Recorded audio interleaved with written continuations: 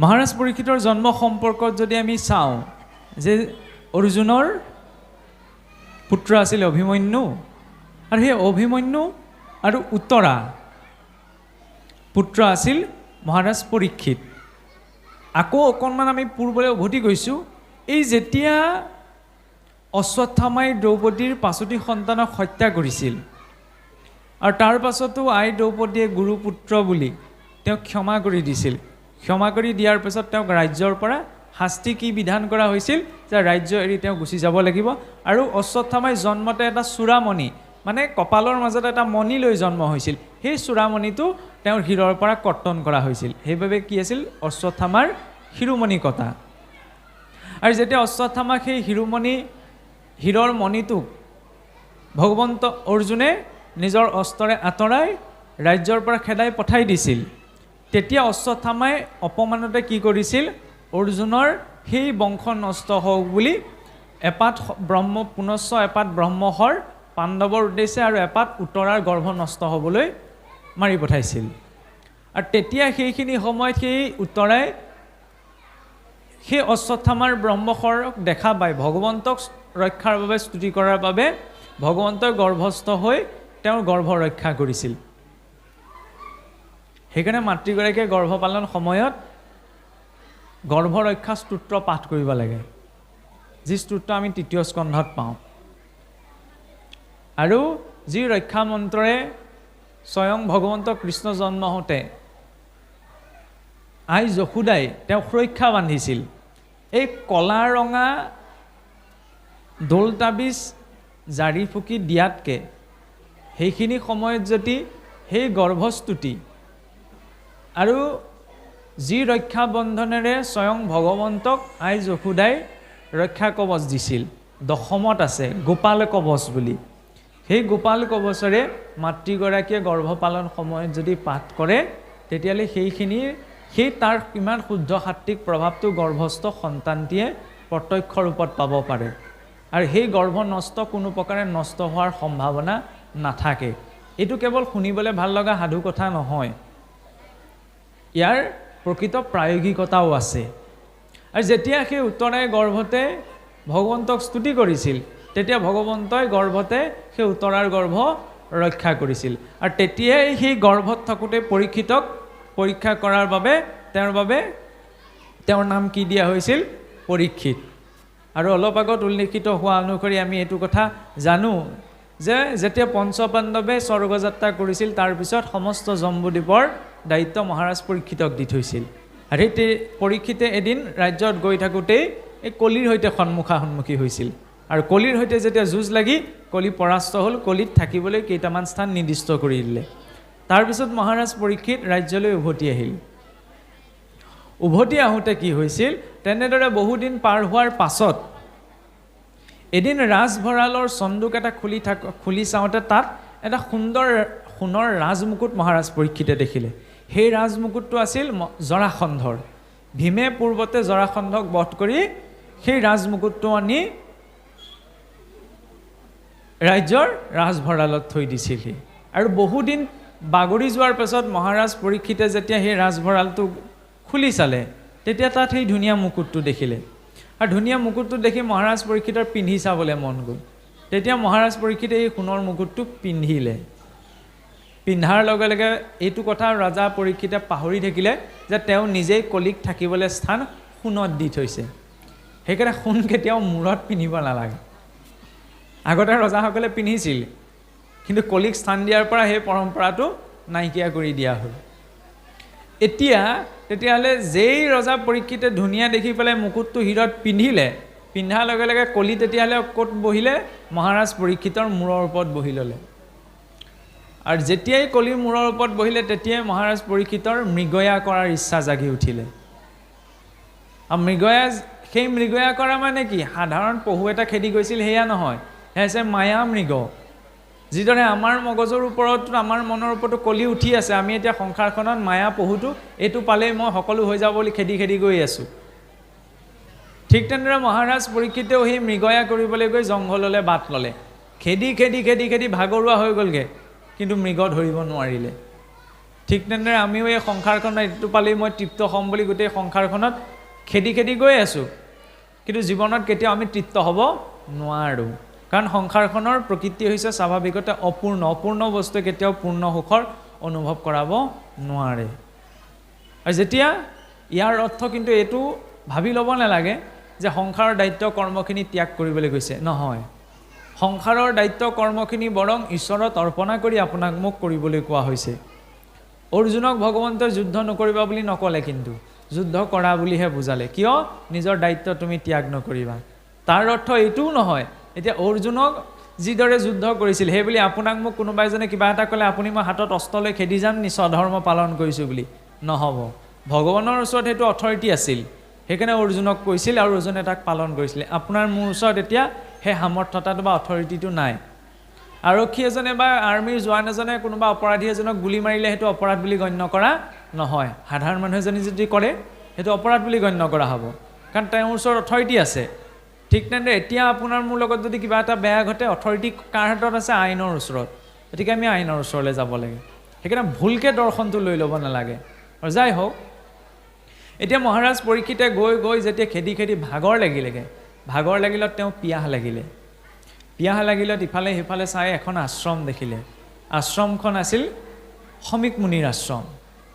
আশ্ৰমলৈ পিয়াহত ৰজা পৰীক্ষিত গৈ উপস্থিত হৈ দেখিলে যে শমিক মুনি গছৰ তলত বহি ধ্যান কৰি আছে। তেতিয়া মহাৰাজ পৰীক্ষিতে 2-3 বাৰ শমিক মুনিক মাতিলে, আৰু শমিক মুনিক 2-3 বাৰ মতাৰ পাছতো শমিক মুনি যিহেতু ঈশ্বৰৰ ধ্যানত আছিল, ৰজাৰ উপস্থিতিৰ কথা গমেই নাপালে। আৰু তেতিয়া মহাৰাজ পৰীক্ষিতে কি বুলি ভাবিলে? তেওঁক অপমান কৰিছে বুলি ভাবিলে। সেইকাৰণে চাবচোন, যি কিবা এটা পাবলৈ জীৱনটোত খুব দৌৰি আছে, বহুত দৌৰি আছে, তেওঁ সিদ্ধান্তবিলাক ভুলকৈ লয় আৰু পটককৈ লয়। ধৈৰ্যটো তেওঁৰ নাথাকে। যিদৰে ৰজা পৰীক্ষিতে ধৈৰ্য নাথাকিল, পিয়াহত লাগিছিল, মাত নমতাৰ কাৰণে তেওঁ শমিক মুনিয়ে ভেমত বহি আছে বুলি ভাবি ল'লে। কিন্তু অকণমান যদি ধৈৰ্য সহকাৰে সেইখিনি সময়ত ভাবিলেহেঁতেন, তেতিয়াহ'লে তেওঁ চিন্তাটো বেলেগ হোৱাৰ সম্ভাৱনা থাকিলেহেঁতেন। কিন্তু চিন্তা বেলেগ অহা নাই। কিয়? কাৰণ মূৰত কোন বহি আছে? কলি বহি আছে।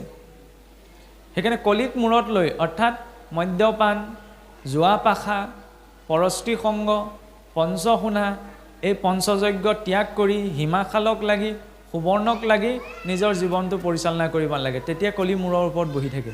আৰু কলি যাৰ মূৰৰ ওপৰত বহি থাকিব, তেওঁ আৰু ধাৰ্মিক হ'লেও ভুল সিদ্ধান্ত গ্ৰহণ কৰিবই, যিদৰে মহাৰাজ পৰীক্ষিতৰ লগতো ঘটিত হৈছিল।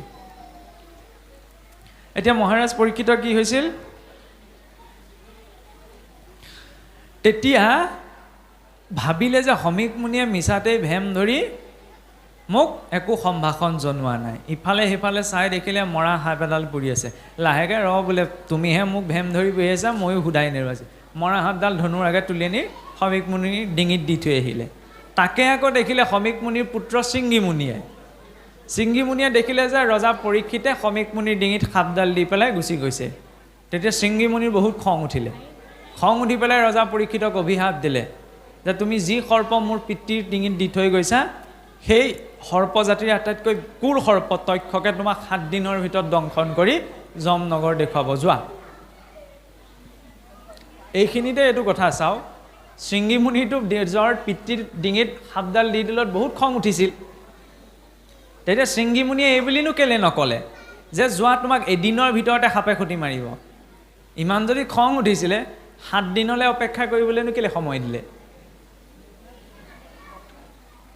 কাৰণ কিছুসকলে কয় যে ভাগৱত ভাগ বোলে 7 দিন 7 ৰাতিত শেষ হয়, সেইকাৰণে 7 দিনে ক'লে। শৃংগী মুনিয়ে এইটো চিন্তা কৰি অভিশাপ দিয়া নাছিলে যে ৰজা পৰীক্ষিতে 7 দিনত অভিশাপো পাওক, আকৌ 7 দিন সময়ো দিছোঁ, মুঠতে ভাগৱত শুনি পঢ়ি তেওঁ গতিও পাওক।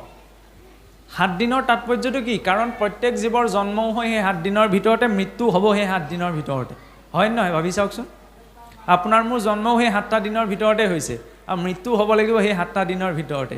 সেইকাৰণে চাবলৈ গ'লে সকলোৰে জীৱনত মাত্ৰ 7টা দিনহে বাকী আছে। সেই 7টা দিনৰ ভিতৰতে জীৱৰ জন্মও হয়, মৃত্যুও হয়। আৰু যেতিয়া শৃংগী মুনিয়ে অভিশাপ দিলে, ৰজা পৰীক্ষিত আহি ভাগৰে জগৰে আহি মুকুটটো খুলি থ'লেহি। মুকুটটো খুলি থোৱাৰ লগে লগে তেওঁৰ সেইটো সজ্ঞান ঘূৰি আহিলে যে মই আজি কি কৰ্ম কৰিলোঁ। মৃগয়া কৰিবলৈ গৈ এজন ঋষিৰ ডিঙিত সাপ আঁৰি থৈ আহিলোঁ। আনফালে যেতিয়া সেই আশ্ৰমত শমিক মুনি ধ্যানৰ পৰা বাহিৰলৈ আহিল, তেতিয়া শৃংগী তেওঁৰ পুত্ৰ ঋষি শৃংগীয়ে ক'লে যে দেউতা এনেদৰে মহাৰাজ পৰীক্ষিত আহিছিল, তেওঁ আপোনাক এনেদৰে অপমান কৰাৰ বাবে মই তেওঁক অভিশাপ দিলোঁ। আমাৰ সাধাৰণ এজন দেউতাক কোৱাহেঁতেন কি বুলি ক'লেহেঁতেন, অঁ এইটোহে মোৰ ল'ৰা, মোক অপমান কৰি থিল কাৰণে ভালকৈ অভিশাপ দিলি। কিন্তু শমিক মুনিয়ে সেইটো কোৱা নাই, কাৰণ পিতৃ বুলি ক'লে সেই পিতৃক কোনোবাই কিবা এটা ক'লে পুত্ৰই খেদা মাৰি যোৱাজনহে পুত্ৰ, সেইটো নহয়। সেইখিনি সময়ত শমিক মুনিয়ে দেখুৱাইছে তেওঁৰ চিন্তা, এগৰাকী পিতৃৰ কেনেকুৱা চিন্তা হ'ব লাগে। শমিক মুনিয়ে তেতিয়া শৃংগীমুনিক গালি পাৰিছে যে তই কি কৰ্ম কৰিলি, তেওঁৰ অজ্ঞানৰ বাবে যেনিবা এই কৰ্ম আচৰণ কৰিলে, কিন্তু তইতোতো ব্ৰাহ্মণ পুত্ৰ হৈ তই আজি ৰজা নষ্ট কৰিলি, সেই ৰজা নষ্ট হ'লে সমস্ত প্ৰজা নষ্ট হ'ব। কিমান এটা দূৰদৰ্শী চিন্তা কৰিছে, নহয়নে? পিতৃ বুলিলে তেনেকুৱা চিন্তা হ'ব লাগে, কেৱল মোৰ ল'ৰাটোৰ কাৰণেই কৰিছোঁ, মোৰ ল'ৰাটোৱেই হওক, এইটো এগৰাকী পিতৃৰ চিন্তা নহয়, এইটো এই কুকুৰ ছাগলীৰ চিন্তা। সিহঁতে নিজৰ ল'ৰা ছোৱালীকেইটাৰ সন্তানকেইটাৰ কাৰণে চিন্তা কৰে, এজন পিতৃয়ে সমাজৰ গোটেইকেইটা সন্তানৰ কাৰণে চিন্তা কৰে যে মোৰ ল'ৰা ছোৱালীকেইটাও ভাল হওক আৰু আনৰকেইটাও ভাল হওক। সেইটো হৈছে এগৰাকী প্ৰকৃত পিতৃৰ চিন্তা। সেইকাৰণে শমিক মুনিয়ে নিজৰ অপমানটোলৈ চোৱা নাই, শমিক মুনিয়ে সমাজৰ ক্ষতিটোলৈ চাইছে যে আজি ৰজা, কাৰণ ব্ৰহ্মবাক্য অখণ্ডনীয়, ব্ৰহ্মশাপ দিছে যেতিয়া ৰজা পৰীক্ষিতৰ মৃত্যু অনিবাৰ্য। এতিয়া ৰজাজন মৰি যোৱাৰ লগে লগে তাৰ পাছত আকৌ প্ৰজাসকল কি হ'ব, প্ৰজাসকলৰ শাসনভাৰ নষ্ট হৈ যাব। আৰু তেতিয়া শৃংগীমুনিক কৈছে যে স্বয়ং মহাৰাজ পৰীক্ষিত অৰ্জুনৰ বংশধৰ, তই তেনেহেন পবিত্ৰ আত্মাক কিয় খন্তেকৰ কথা এটাত লাগি অভিশাপ দিলি? তেতিয়া শৃংগীমুনিও অনুতপ্ত হৈছে যে হয় পিতৃ, মই খন্তেকতে সিদ্ধান্ত লৈ ভুল কৰিলোঁ, এতিয়াতো ব্ৰহ্মবাক্য অখণ্ডনীয়, তেতিয়াহ'লে কি কৰা যায়? তেতিয়া শমিক মুনিয়ে ক'লে যে তুমি কেইজনমান ঋষিৰ সৈতে তেওঁক খবৰটো দিওৱা যে তেওঁ অভিশাপগ্ৰস্ত হৈছে। এতিয়া অভিশাপৰ উদ্ধাৰৰ বাবে যিহেতু ব্ৰহ্মশাপ অখণ্ডনীয়, তেওঁ উদ্ধাৰৰ নিমিত্তে কি কৰে, তেওঁক ব্যৱস্থা গ্ৰহণ কৰিবলৈ কোৱা। আৰু ইফালে মহাৰাজ পৰীক্ষিতো ৰাজসভাত চিন্তা মনেৰে বহি আছে, কাৰণ তেতিয়া তেওঁৰ সেই সজ্ঞানটো ঘূৰি আহিছে যে মই কি কাম কৰিলোঁ আজি। আৰু তেতিয়া গৈ আশ্ৰমৰে দুজন ঋষি উপস্থিত হৈছে, তেওঁক ক'লে যে মহাৰাজ আপোনাৰ এই কৰ্মৰ কাৰণে মই ঋষি শমিকৰ পুত্ৰ শৃংগীয়ে আপোনাক অভিশাপ দিছে, 7 দিনৰ ভিতৰত আপোনাৰ মৃত্যু অনিবাৰ্য, গতিকে আপুনি এতিয়া কেনেধৰণৰ ব্যৱস্থা গ্ৰহণ কৰে কৰক। সেই খবৰটো পোৱাৰ লগে লগে ৰজা হিচাপত পৰীক্ষিতে কি ভাবিব লাগিছিল, কি কথা আপোনালোকে ক'বলৈ আহিছে, ৰজা হৈ অভিশাপে মোক কি কৰিব পাৰিব? আমাৰ মানুহ হোৱাহেঁতেন সেইটো ভাবিলেহেঁতেন বা ওলোটাই গালি পাৰিলেহেঁতেন। কিন্তু মহাৰাজ পৰীক্ষিতে কৈছে কি বুলি, হে ৰামে গৃহ অন্ধকূপতক ৰিলো মই পাপ, কৃষ্ণৰেহে প্ৰসাদত পাইলো ঋষি শাপ, জানন্ত বিফলে মৰে সন্তৰ সন্ততি,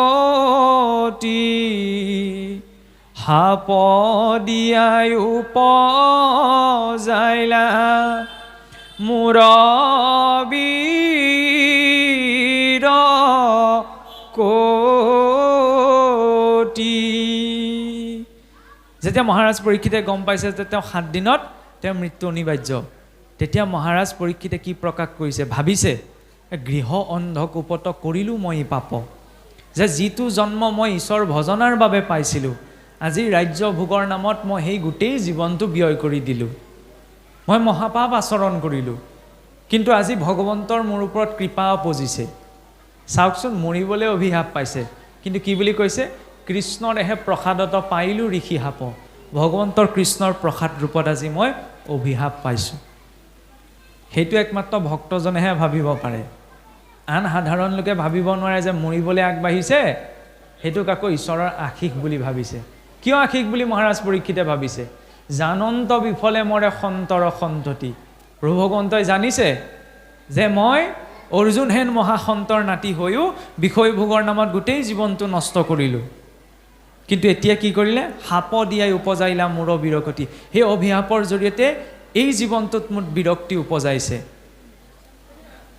গতিকে মনুষ্য জীৱনতো ভক্ত যেতিয়া বেমাৰ আজাৰ এটা আহে তেতিয়া দুখ অনুভৱ কৰিব লাগে, সেইখিনি সময়ত ভগৱন্তে এলাৰ্মটো বজায় যে সতৰ্ক হোৱা, সময় আৰু কম আছে। ৰজা পৰীক্ষিতৰ ওচৰততো মাত্ৰ 7টা দিন আছিল, আপোনাৰ মোৰ ওচৰতো তাতকৈ বেছি দিন আছে। সুযোগ সেইকাৰণে ভগৱন্তই বহুত আমাক প্ৰদান কৰিছে। ৰজা পৰীক্ষিতে সেইখিনি সময়ত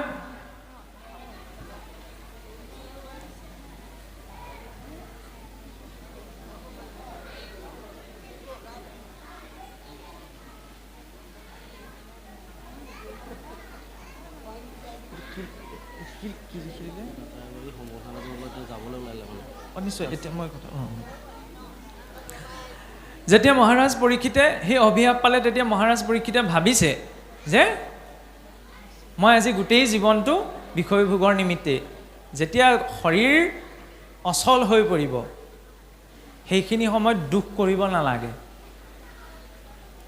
ইন্দ্ৰিয়সমূহৰ শক্তি কমি আহিব, সেইখিনি সময়ত দুখ কৰিব নালাগে। মানে সেইখিনি সময় ঈশ্বৰে আপোনাক মোক সময় দিছে তেওঁ সম্পূৰ্ণ ৰূপত চিন্তা কৰিবলৈ। কিন্তু আমি ভাবি লওঁ কি এতিয়া শৰীৰ ভাগি পৰিলে আৰু এতিয়া কি হ'ব, খাবলৈও ভালে পোৱাটো খাব পৰা নাই, ইচ্ছা কৰা মতে চলিব ফুৰিব পৰা নাই, সেই দুখত থাকোঁ। ফলত কি হয়, সেই দুখতেই আমাৰ মৃত্যু ঘটি যায়।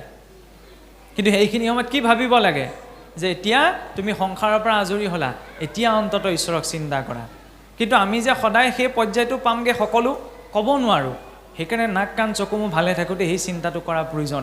মহাৰাজ পৰীক্ষিতে সেইকাৰণে ভাগৱতৰ প্ৰথম স্কন্ধৰ আৰম্ভণিতেই সেইটো চিন্তা দিছে যে তেওঁৰ হাতত আজি 7টা দিন আছে, আপোনাৰ মোৰ হাততো সেই 7টা দিনেই আছে। এই 7টা দিনৰ ভিতৰতে আমাৰ লগত মৃত্যু ঘটিত হ'ব।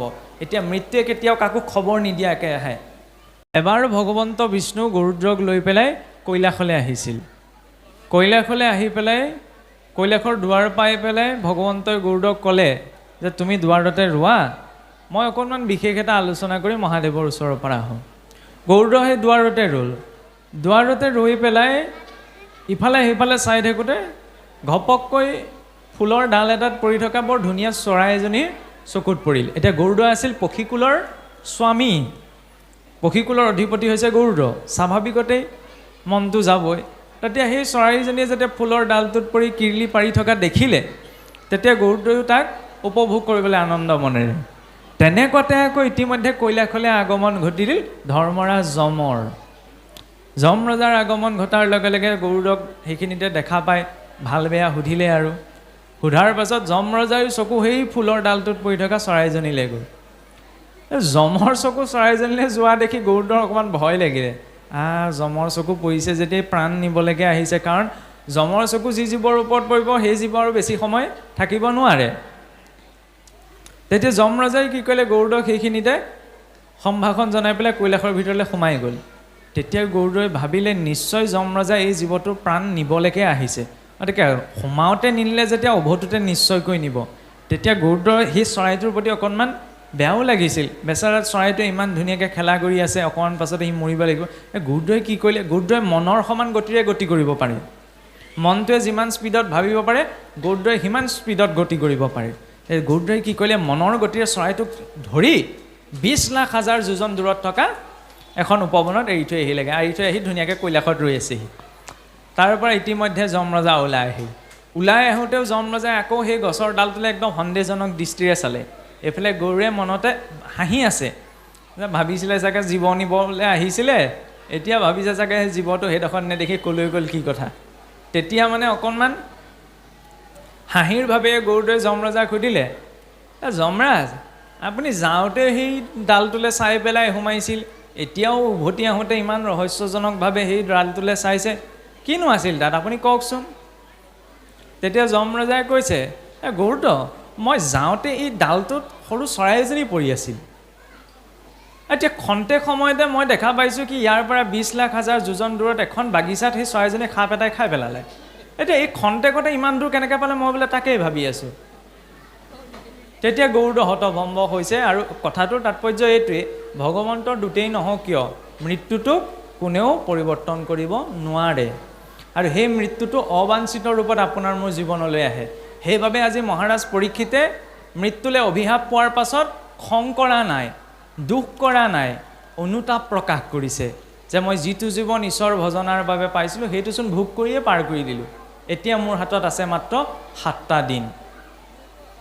কাৰণ ভগৱন্তই ভগৱন্তৰ ভক্ত অৰ্জুনৰ বংশধৰ আজি এনেই বিষয়ভোগৰ নামত মৰিবলৈ গৈছিল, কিন্তু আজি অভিশাপৰ জৰিয়তে মনলৈ বিৰক্তি ভাৱটো আনি দিছে। আৰু যেতিয়ালৈকে বিৰক্তি নাহে তেতিয়ালৈকে হৰি ভক্তি আকৌ নিহিজে। বিৰক্তি ক'ৰ পৰা আহিব? ভয় আহিব লাগিব। ভয় যেবে নোপজে বৈৰাগ্য নোহে তাবে, বিৰকতি নভৈলে নভজে হৰি পাৱে। ভয় আহিলে বৈৰাগ্য আপোনা আপুনি আহিব।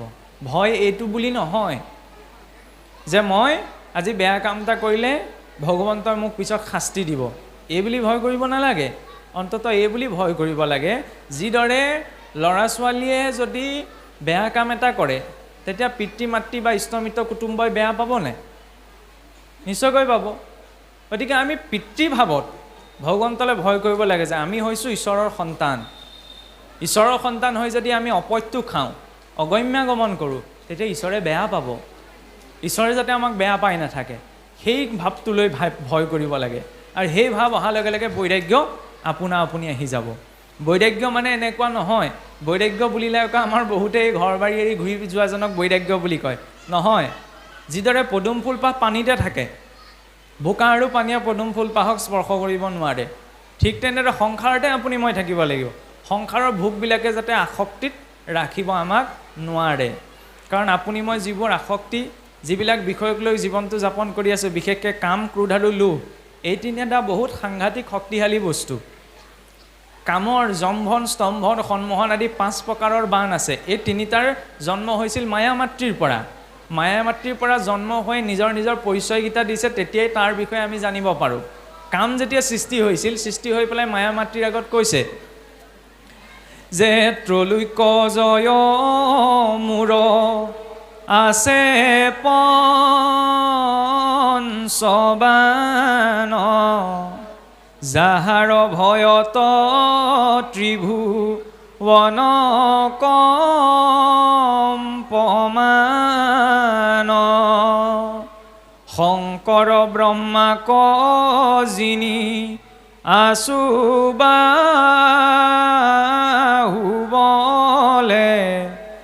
কোনে মোক যিনি বেক ইটোৰ বিতলে। কামে কি বুলি কৈছে? স্তম্ভন, সন্মোহন, জম্বন আদি মোৰ 5 প্ৰকাৰৰ বাণ আছে, যি কামে স্বয়ং শংকৰ ব্ৰহ্মাকো জিনি। কাৰণ মোহিনী ৰূপটো চাবলৈ গৈ মহাদেৱৰ কি হৈছিল? যি কামভাৱে স্বয়ং মহাদেৱ আৰু ব্ৰহ্মাদেৱকো লটি ঘটি লগাই দিছোঁ, সেই কামক আকৌ কোনে মোক জিনিব আকৌ ইটো ত্ৰিভুৱনে, স্বৰ্গ মাত্ৰ পাতালৰ ভিতৰত আকৌ মোক জয় কৰা কোন আছে? ক্ৰোধে কৈছে যে মুহুৰ হৰৰ ঘাৱে হৃদয় বিদাৰে, কৈতবা লুকাইব লোক দেখি অন্ধকাৰে, হৰি ভকতিক যিটো নম্ৰভাৱে কৰে, তাহাক ৰাখিব মই এহি অগ্নিশৰে। যে মুহুৰ হৰৰ ঘাৱে হৃদয় বিদাৰে। এতিয়া কাৰোবাৰ মূৰত যদি খং উঠিবলৈ হয়, তেতিয়া সন্মুখত পিতৃ আছেনে, মাতৃ আছেনে, পুত্ৰ আছেনে, ভাৰ্যা আছেনে, এইটো চাই থাকিবলৈ আৰু সময় নাথাকে। এটা এটা কথাই হৃদয় বিদীৰ্ণ কৰি দিব পাৰে, ক্ৰোধৰ শক্তি ইমান। কিন্তু সেই ক্ৰোধে আকৌ হৰিভক্তি নম্ৰভাৱে আচৰণ কৰাজনক ৰক্ষা কৰে। যিদৰে খংটো বেয়া নহয়, খংটোকো ঈশ্বৰেই সৃষ্টি কৰিছে, খঙৰো প্ৰয়োজন, কিন্তু পৰিস্থিতি সাপেক্ষে। খং কোনখিনিত প্ৰয়োজন হৈছিল? যেতিয়া জয় বিজয়ে নিজৰ স্থানক লৈ পেলাই অহংকাৰ প্ৰকাশ কৰিছিল, সেইখিনি সময়ত 4 সিদ্ধৰ জৰিয়তে খং তোলাই ভগৱন্তই তেওঁলোকক অভিশাপ দিয়াইছিল। খংটো প্ৰয়োজন শাসনত ৰাখিবৰ বাবে, কিন্তু কোনখিনি সময়ত আমি খংটো প্ৰয়োগ কৰিম সেইটোৰ প্ৰতি আমি সতৰ্ক হ'ব লাগে। সেইকাৰণে কৈছে যে হৰি ভকতিক যিটো নম্ৰভাৱে কৰে, তাহাংক ৰাখিব মই এহি অগ্নিশৰে। যি নম্ৰভাৱে হৰিভক্তিক আচৰণ কৰে, ক্ৰোধে তেওঁকহে ৰক্ষা কৰিব। আনহাতে তাৰ ব্যতিৰেকে যাৰ মূৰত খং উঠিব, তেওঁ সন্মুখৰজনৰ হৃদয় বিদীৰ্ণ কৰি দিব পাৰিব। ইয়াৰ পাছত আহিলে লোভ। লোভেটো আৰু একো পুচৰাকৈ মাকৰ আগত প্ৰকাশ কৰিছে যে ব্ৰহ্মাণ্ড ভিতৰে দেখি তুমি আই লোভিয়াত পৰে মনুই চৰমন্দনাই যত পাৰে মানে তাৰ ভালন কৰিব ভকতি খলিত কৰি যাতনা কদিব যে হে মাতৃ চোৱা ব্ৰহ্মাণ্ড ভিতৰে দেখিও ক তুমি আই লোভিয়াত পৰে মনুষ্যৰ মন্দ নাই লোভিয়াতকৈ আৰু মনুষ্যৰ ভিতৰত মন্দ কোনো হ'বই নোৱাৰে যত পাৰে মানে তাৰ ভালো নকৰিব যিমান পাৰোঁ সিমান বেয়াই কৰিম তাৰ ভকতি খলিত কৰি যাতনা কৰিব কিদৰে ভকতি খলিত কৰিব আজি একো নহয় কোনো নাই আজি অকণমান জোল অকণমান খা একো নহয় দে এদিন খালে ইমান দিনে আচৰণ কৰি আছে কিন্তু জিভাখনৰ কাৰণে নোৱাৰিলে লোভিয়াতকৈ আৰু মনুষ্যৰ মন্দ নাই লোভটো বৰ সাংঘাতিক শক্তি এই তিনিটা কাৰোবাৰ লগত গভা মাৰি ধৰিব ল'লে সেইজন লোকে সহজে উদ্ধাৰ হ'ব নোৱাৰে যেতিয়ালৈ এই প্ৰবৃত্তিবিলাকে তেতিয়া দেৱী দেৱতাসকলকো লটি ঘটি লগাই থৈছে মনুষ্যই কেনেদৰে তেতিয়াহ'লে সংযমিত হ'ব সেইকাৰণে ভাগৱতে আমাক ব্যৱস্থাটো দিলে কি হে ৰাম কৰ্ণে শুনে কৃষ্ণ কথা মুখে বোলে ৰাম মনে পাদ পদ্ম স্মৰে হস্তে কৰে কাম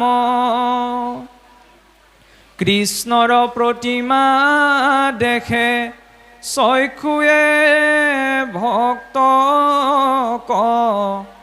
বিষ্ণু বুদ্ধি কৰি হিৰে নমে সমস্তক নিৰ্মাল্য তুলসী ঘ্ৰাণ লৱে নাশিকায়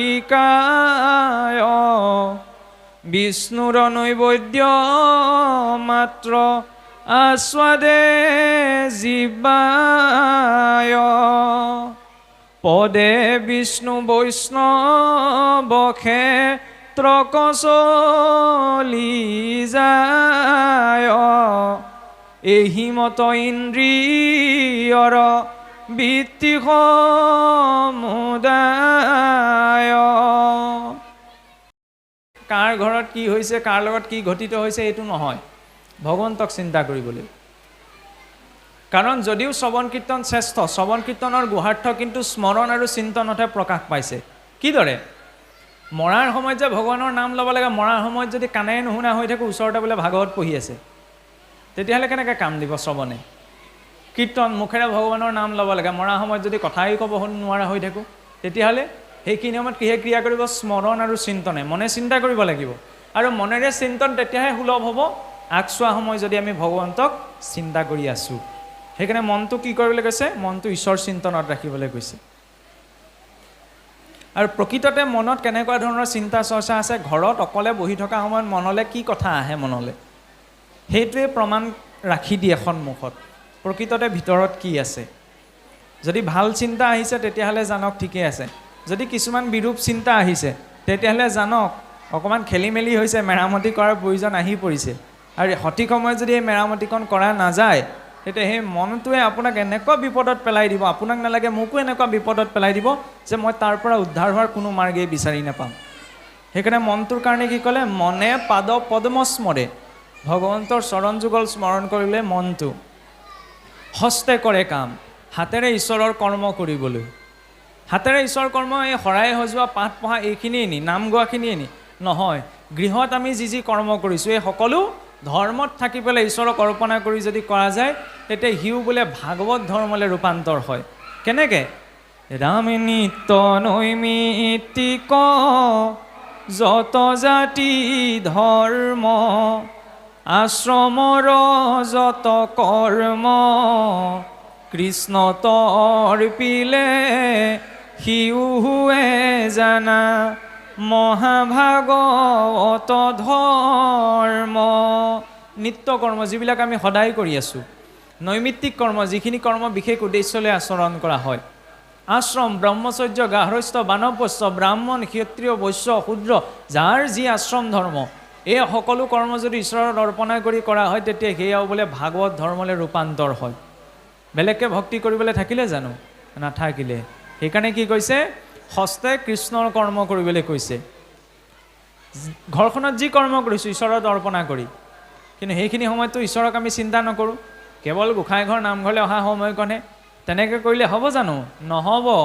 সৰ্ব অৱস্থাতে ভক্তি কৰা সাৱধানে সমস্ত শাস্ত্ৰৰ তাত পৰ্যয়ে সিমানে পৰম দুৰ্লভ নৰ তনু আশা পাই নহিকে শাশ্বত ইটো ক্ষণিকে পৰই জানিয়া বিষয় সুখে যত্ন পৰিহৰি কুমাৰ কালৰে পৰা ভজিও কহৰি। যে সকলো অৱস্থাতে আমি ভক্তি আচৰণ কৰিব লাগিব। সৰ্ব অৱস্থাতে ভক্তি কৰা সাৱধানে সমস্ত শাস্ত্ৰৰ তাৎপৰ্য সিমানে। এতিয়া শেষ কথাটো কি ক'লোঁ বাৰু? কিহৰ বিষয়ে কৈ আছিলোঁ বাৰু? এই লিংকটো ৰাখিব জানিব লাগে। এই লিংকটো যদি থাকি যায়, নহ'লে তেতিয়াহ'লে স্থায়ীকৈ ভক্তি জীৱনত থাকিব। মানে আমাৰ কথাখিনিত গুৰুত্বতাটো আছে। যদি গুৰুত্বতা নাথাকিলেহেঁতেন আমি ক'ব নোৱাৰিলোহেঁতেন, নহয়নে? ইয়াত এইটো কথা আমি ক'ব বিচাৰে যে আমাৰ কথাখিনিত আপোনালোকে গুৰুত্বতা দিয়ক, কিন্তু আমি কাৰ বিষয়ে ক'বলৈ বিচাৰিছোঁ তাত গুৰুত্বতা দিয়ক। কাৰণ মনটোৱে যেতিয়া ঈশ্বৰৰ কথা চিন্তা কৰি থাকিম তেতিয়াহে মনটো শুদ্ধ সাত্বিকতাত থকাটো সম্ভৱ। তেতিয়াহে কামটোত লোভে সম্পূৰ্ণ ৰূপত আপোনাক মোক ক্ৰিয়া কৰিব নোৱাৰে। আৰু বেলেগকৈ আমি ভাগৱত ধৰ্ম আচৰণ কৰিব নালাগে যদিহে দৈনন্দিন ঘৰত আচৰণ কৰা সকলো কৰ্ম ঈশ্বৰক অৰ্পণা কৰি কৰা হৈছে। নিৰ্মাল্য তুলসী ঘান কৃষ্ণৰ প্ৰতিমা দেখে চক্ষুৱে ভক্তক। চকু দুটা কিয় দিলে? ভগৱন্তৰ বিগ্ৰহ, ভগৱন্তৰ চিত্ৰপট বা ভক্তসকলক দৰ্শনৰ বাবে, হয়নে? কিন্তু গৃহস্থী ঘৰখনত যেতিয়া অকণমান সকাম এটা পতা হয়, সকামটোৰ বাবে বোলে গৃহস্থ যুঁজাকে লাগি আছে, ভকত গ'ল আৰু কঁকালটো পোনাই গ'ল আৰু দেই আজৰি। মানে ভকতে যেন বিপদ আহিছিলে, বিপদটো যেনিবা গুচি গ'ল। সেইখিনিতে সকলো পুণ্য নষ্ট হয়। সেইকাৰণে কি ভাৱনাত থাকিব লাগে যে ভক্ত কোন? আপোনা হবেই ভক্ত। ইজনে সিজনৰ প্ৰতি সেইকাৰণে কি দৃষ্টি ৰাখিব লাগে? এওঁ মোৰ মাহী হয়, জেঠাই হয়, এইবিলাক সম্পৰ্ক নামঘৰলৈ আনিব নালাগে। নামঘৰলৈ মিতিৰ কুটুম বিচাৰি আহিব নালাগে। নামঘৰলৈ কি ৰূপত আহিব লাগে? যে সকলো ভকত বৈষ্ণৱ হয়। সম্পৰ্কই বন্ধনতহে ৰাখিব। নামঘৰলৈ আহিছোঁ ঈশ্বৰৰ কথা পাতিবলৈ, তাত আকৌ কোন কাৰ কি হয় সেইবিলাক কথা কেলে? সেইবিলাক কথা বাহিৰত পাতিম আমি। সেইবিলাক কথা ইয়াত প্ৰয়োজন নাই। সেইকাৰণে মনটো ক'ত ৰাখিবলৈ কৈছে? ভগৱন্তৰ সম্পৰ্কীয় চিন্তনত। তেতিয়া কি হ'ব? ভগৱন্তক চিন্তা কৰি যদি আপুনি ঘৰত ঝাৰুটোও দিছে, ঘৰখনো মুচিছে, বিচনাখনো পাৰিছে, তেতিয়া সেয়াও ভগৱত কৰ্মলৈ ৰূপান্তৰ হয়। কাৰণ ঈশ্বৰক চিন্তা কৰি কৰি আপুনি কৰিছে সেইখিনি কৰ্ম। খালি আমি সেইখিনি সময়ত ঈশ্বৰক পাহৰি থাকোঁ। বাকী নামঘৰলৈ অহা সময়কণত মনত থাকে, ঘৰলৈ অহা সময়কণত আকৌ মনত নাথাকে। দেখা যায় নামঘৰলৈ আহিলে ৰাম ৰাম কৃষ্ণ কৃষ্ণ, ঘৰত কেইবাৰ নাম লৈছোঁ, কাৰণ এইবাৰ মিতিৰ কুটুমৰ সৈতে কথা পাতোঁতে বোলে কৃষ্ণ ভালে আছেনে, কৃষ্ণ ভালে আছেনে বুলি কৈ পাইছোঁনে, সেইখিনিত আকৌ লাজ কৰোঁ। ধিক্কাৰ সেইটো জীৱনক যে জ্যেষ্ঠজনৰ আগত বেয়া মাতটো মাতিবলৈ লাজ নকৰে, ভগৱানৰ নাম ল'বলৈ আকৌ এতিয়াও লাজ কৰি আছে। হয়নে নহয়? নামঘৰলৈ আহিলে কোনোবা এজনক আপোনাক ক'ব পাৰে এতিয়াই বৰ ভকত ওলালেগে, কাৰণ কয় বেয়াটো কৰিলে কোনেও সেইটোত ক'বলৈ নাযায়। কোনোবাই যদি আজি সুৰাৰ ব্যৱসায় এটা আৰম্ভ কৰে, সেইটো বেয়া বুলি কোনেও বুজাবলৈ নাযায়। কোনোবাই নাম এষাৰ গাই পেলাই এনেই অকণমান দুঘৰমান মানুহ পাৰ হৈ যাওকচোন, এইটো নামে মূৰত ধৰিলে বুলি চিধাই কৈ দিব। সেইজন কোন? হে ৰাম নামতে যাহাৰ পুৰুষ উদ্ধাৰ, নিন্দেতা নদা সবুলি, নিদিবাহা সাখী খাইলে দুয়ো আখি, জানিবা হেহি তু কলি। কলি সেইজনী যে নামতে যাহাৰ, যাৰ নাম ল'লে 21 পুৰুষ উদ্ধাৰ হয়, তেওঁৰ ভক্তি কৰিছে বুলি আকৌ তেওঁ নিন্দা কৰিছে। নিদিবাহা সাখী, তেওঁক সাখী দিয়াৰ বুজোৱাৰ প্ৰয়োজন নাই। খাইলে দুয়ো আখী, জানিবা সেহিটো কলি, সেইজনেই কলিৰ মূৰ্তমান ৰূপ। সেইকাৰণে সেইজনৰ সংগ ত্যাগ কৰিব লাগে, ভক্তৰ সংগ ল'ব লাগে, অসন্তৰ সংগ ত্যাগ কৰিব লাগে।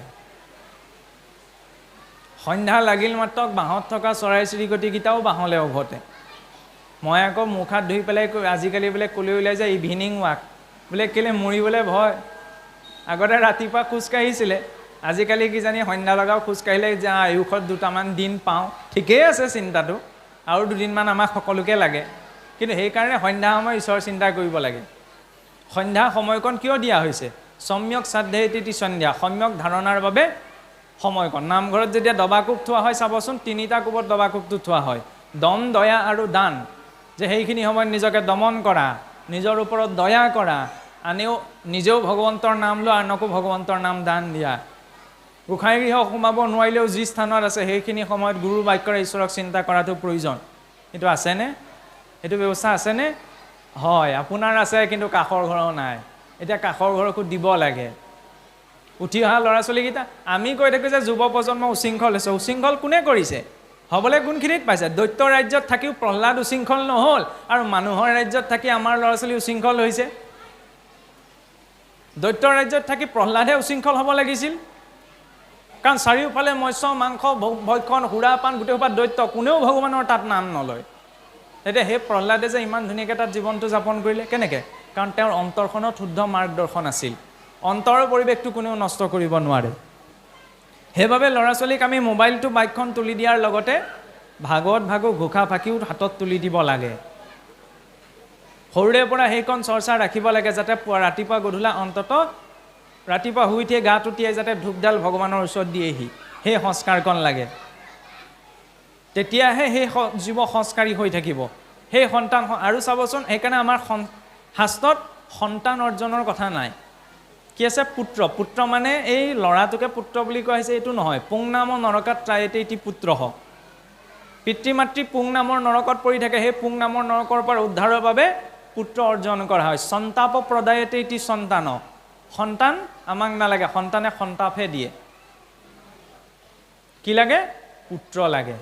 চাওকচোন, ভাগৱতত ইমান সুন্দৰ দৰ্শন আছে।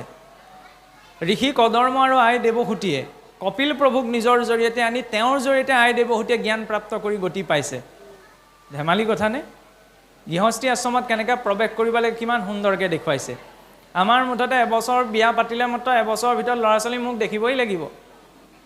যদি কেনেবাকৈ মোক দেখুৱাব পাৰে তেতিয়া সেইহাল দম্পতীক সমাজে ভাল দৃষ্টিৰে নাচায়।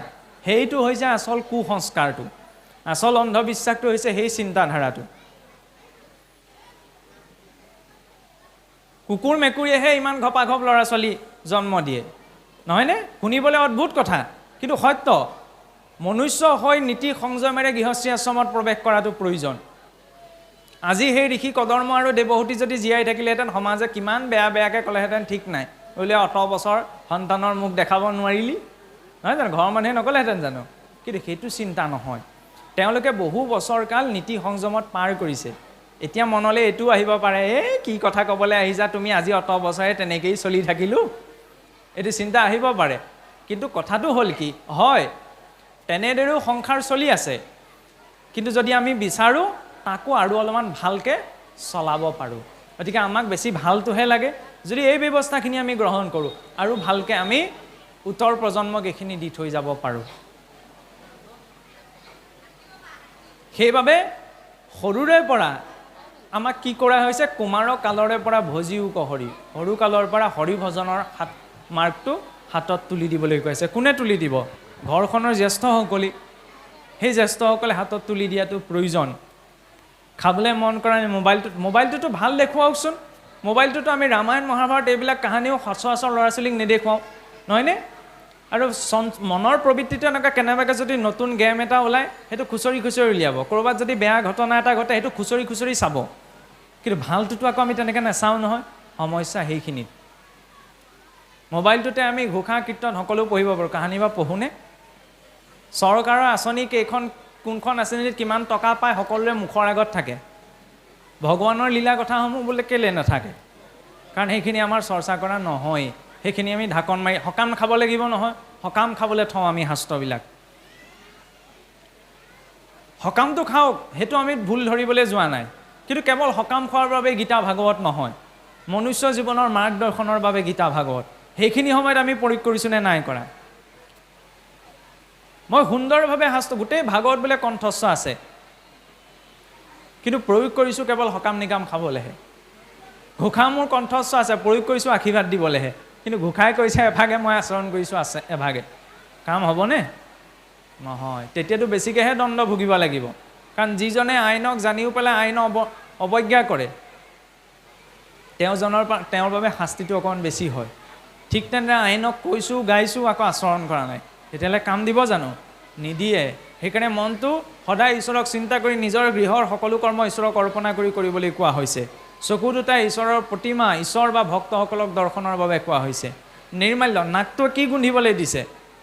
ভগৱন্তত অৰ্পিত পদ অৰ্পিত তুলসীৰ গন্ধ ল'বলৈ কৈছে। বিষ্ণুৰ নৈবেদ্য মাত্ৰ আস্বাদে জিহ্বাই, অসুৰৰ দ্ৰব্য আস্বাদন কৰিবলৈ কোৱা নাই। ভগৱন্তত অৰ্পিত দ্ৰব্য, ভগৱন্তত অৰ্পিত দ্ৰব্য কোনখিনি? সাত্বিক দ্ৰব্যখিনি। শুদ্ধ সাত্বিক অন্ন বস্তু ঈশ্বৰক অৰ্পণ কৰি জিভাই আস্বাদন কৰিবলৈ কৈছে। যিবিলাক খাদ্যক মহান মহান মাংসভোজী পণ্ডিতসকলে ঘাঁচপুচ বুলি কয়। যিসকলে মহান মহান মাংসভোজী পণ্ডিত আছে তেওঁলোকে শুদ্ধ সাত্বিক দ্ৰব্যবিলাকক ঘাঁচপুচ খোৱা বুলি কয়, কিন্তু সেইটো নহয়। ঘাঁহ খাবলৈ ঈশ্বৰে আমাক কোৱা নাই নহয়। ঈশ্বৰে আমাক কৈছে কি? যে এই শুদ্ধ সাত্বিক দ্ৰব্যখিনি যদি গ্ৰহণ কৰোঁ তেতিয়া আমাৰ মনটো শুদ্ধ সাত্বিক হৈ থাকিব, আমি মানুহ হৈ জীয়াই থাকিবলৈ শিকিম। অসুৰৰ দ্ৰব্য খাই আমি মানুহৰ শাৰীত থাকিব নোৱাৰোঁ। একগো পঞ্চম ব্যাঘ্ৰ সপ্ত সিংহ পশুত্তিকা অহিংসা পৰমো ধৰ্ম হিংসা ধৰ্ম পৰায়ণা। গৰুৱে বছৰেকত কেইটা পোৱালি দিয়ে? কেইটা দিয়ে বাৰু? এটা দিয়ে।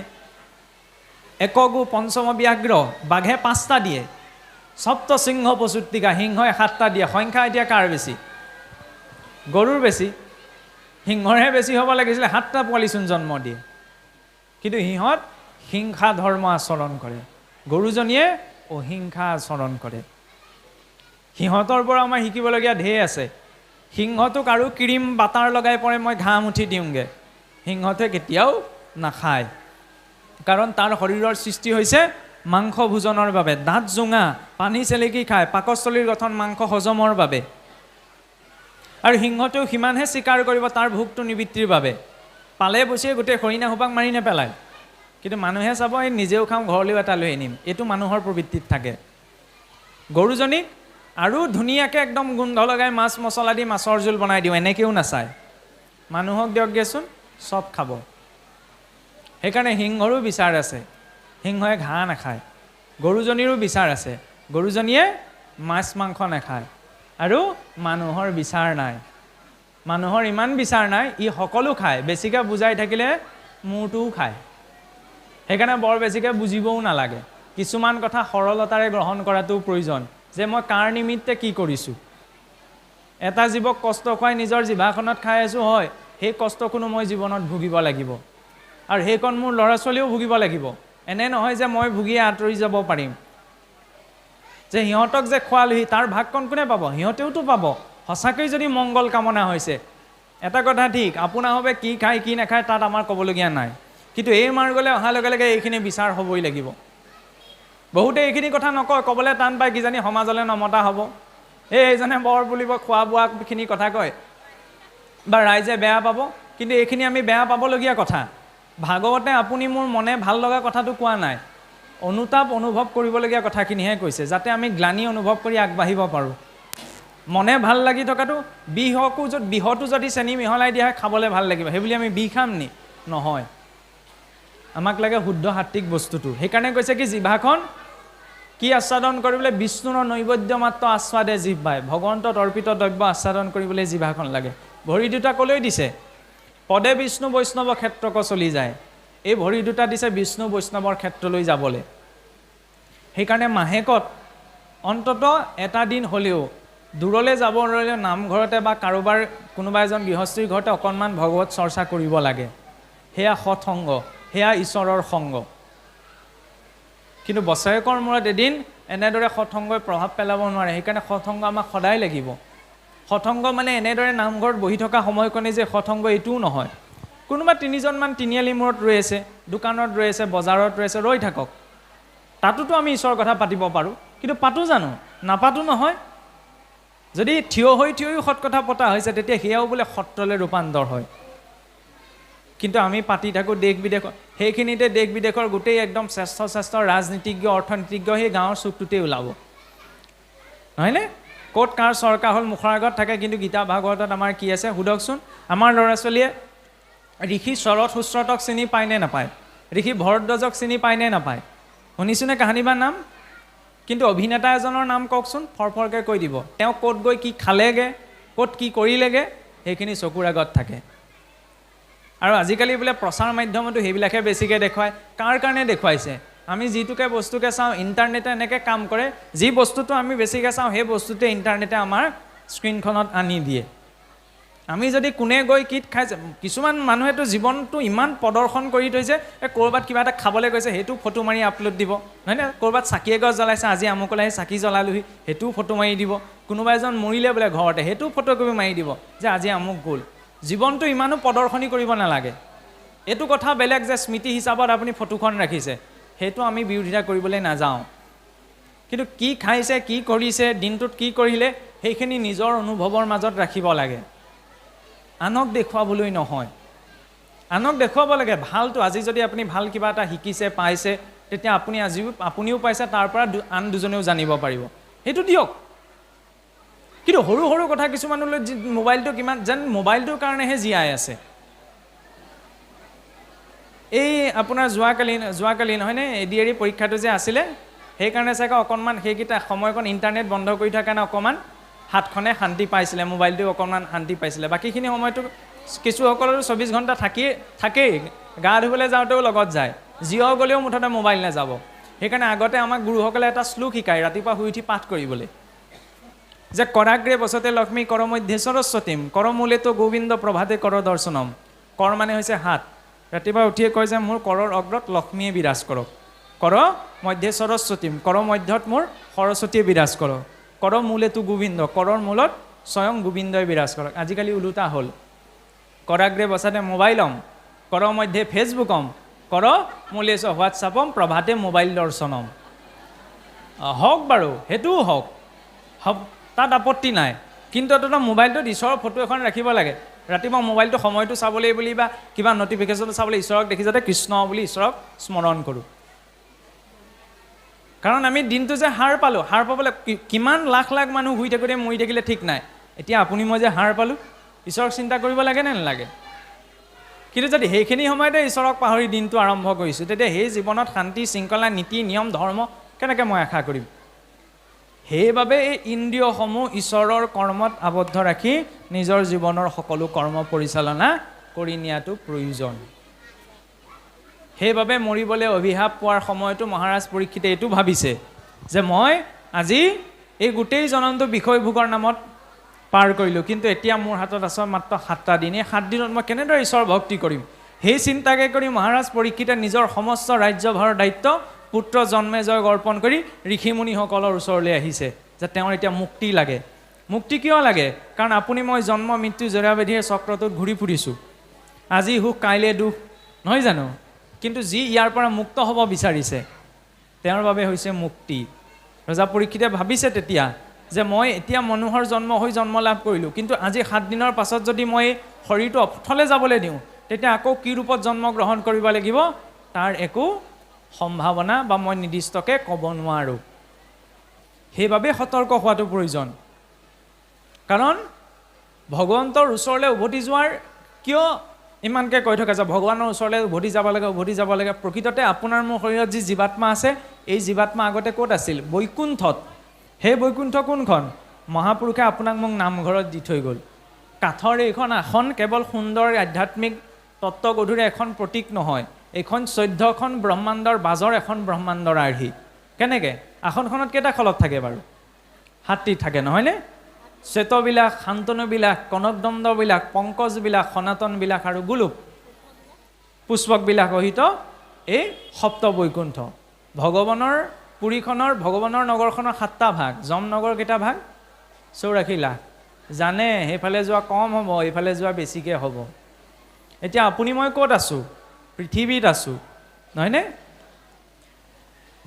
এই পৃথিৱীখনত চাবলৈ গ'লে এই পৃথিৱীখনতে চাওকচোন, ইমান এখন বিৰাট ব্ৰহ্মাণ্ড, নহয়নে? হাজাৰ হাজাৰ গ্ৰহ নক্ষত্ৰ আছে।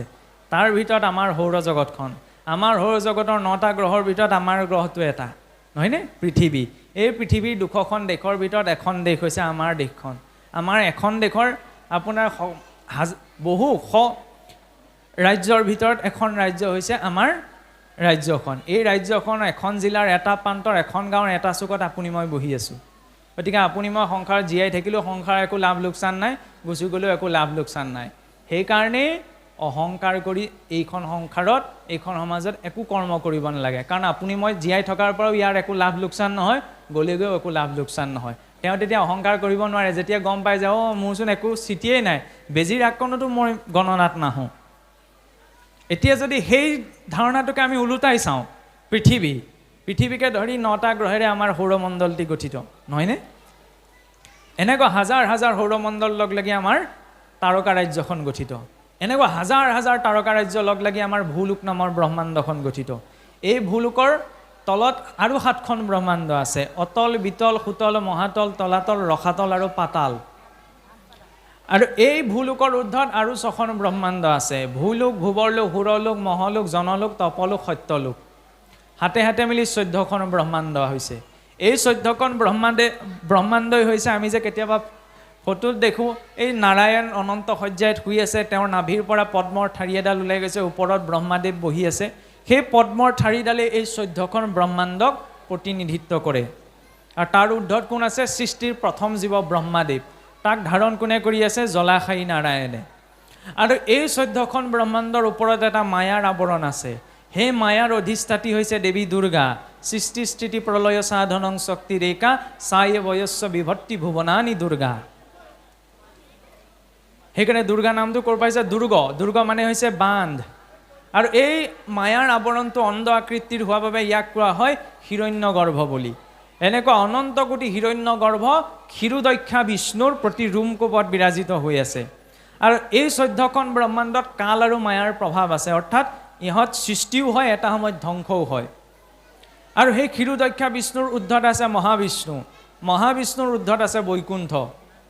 ন তদ ভাসয়তে সূৰ্য ন শশাংক ন পাৱক যদগত্ত ন নিবৰ্তন্তে তদ্ধামং পৰমং মম।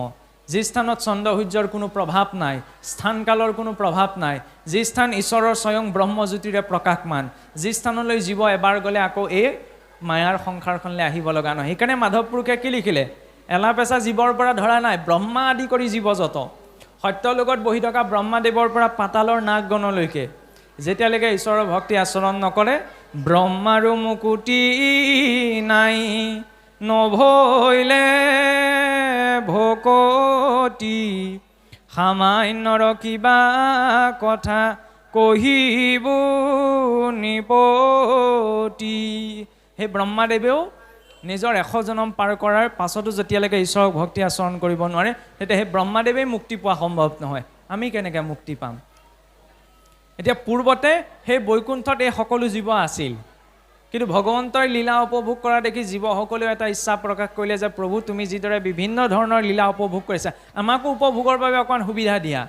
তেতিয়া এই জীৱ সমস্তক ঈশ্বৰে সংসাৰলৈ পঠাই দিলে। সংসাৰলৈ জীৱসকল আহিল, কিন্তু মায়াৰ আৱৰণটো যে পাৰ কৰি আহিল, নিজৰ ঘৰখনৰ কথা পাহৰি থাকিলে। সেইকাৰণে এইখনকে নিজৰ ঘৰ বুলি ভাবি আছে, কিন্তু এইখন নিজৰ বুলি কেতিয়ালৈকে ক'ব পাৰোঁ? শৰীৰটো থকালৈকেহে। আজিকালিতো কাগজে পত্ৰই নামটো থকালৈকেহে, কাগজে পত্ৰই যদি নাই তেতিয়াহ'লে যোৱা বোলে মাটি মাৰি এৰি, নহয়নে? একমাত্ৰ জীৱৰ চিৰন্তন শাশ্বত সম্পৰ্কটো হৈছে জীৱাত্মা আৰু পৰমাত্মাৰ। মহাপুৰুষে সেই সত্য বৈকুণ্ঠৰ আৰ্হি আনি ইয়াত প্ৰতিষ্ঠা কৰি দিলেহি, যাতে আমি এখনখনলৈ চাই পেলাই এইটো মনত পেলাব পাৰোঁ, আমাৰ গন্তব্যস্থান হৈছে ভগৱন্তৰ নিত্যধাম গোলোক। আসনখনৰ সন্মুখত নিজৰ ইচ্ছাসমূহ প্ৰকাশৰ বাবেই নহয়, আসনভাগীৰ সন্মুখত আমি যাতে এইটো চিন্তা কৰি সেৱা লওঁ যে প্ৰভু এই সংসাৰখনত সুখ দুখৰ মাজত মই কষ্ট পাইছোঁ, তুমি যেন মোক উদ্ধাৰৰ মাৰ্গটো দিয়া, তুমি যেন মোক উদ্ধাৰ কৰি নিয়া। সেই ভাৱনা লৈ যাতে আমি সেৱাভাগ ঈশ্বৰৰ ওচৰত অৰ্পণ কৰিব পাৰোঁ। ধেমালি কথানে? 14খন ব্ৰহ্মাণ্ডৰ বাহিৰৰ এখন ব্ৰহ্মাণ্ডৰ আৰ্হি স্থাপন কৰি দিলেহি মহাপুৰুষে। তেতিয়াহ'লে তেওঁৰ দূৰদৰ্শী চিন্তাৰ কথা ভাবি চাওক। আৰু তালৈকে উভতি যাবলৈ ৰজা পৰীক্ষিত চিন্তিত হৈছিল যে মই আজি মানুহ হৈ জন্ম লাভ কৰিলোঁ হয়, কিন্তু মই ঈশ্বৰৰ স্থানলৈ উভতিব লাগে, কিন্তু মোৰ ওচৰত আছে মাত্ৰ এতিয়া 7টা দিন। এই 7টা দিনৰ ভিতৰত কেনেবাকৈ যদি মই উদ্ধাৰ হৈ যাব নোৱাৰোঁ, তেতিয়া আৰু মোৰ বাবে গতি নাই। আৰু যাই হওক, এতিয়া অকণমান পাঠ আগবাঢ়ক, পৰৱৰ্তী অংশত আমি আগবাঢ়ি যাওঁ। কৃষ্ণ।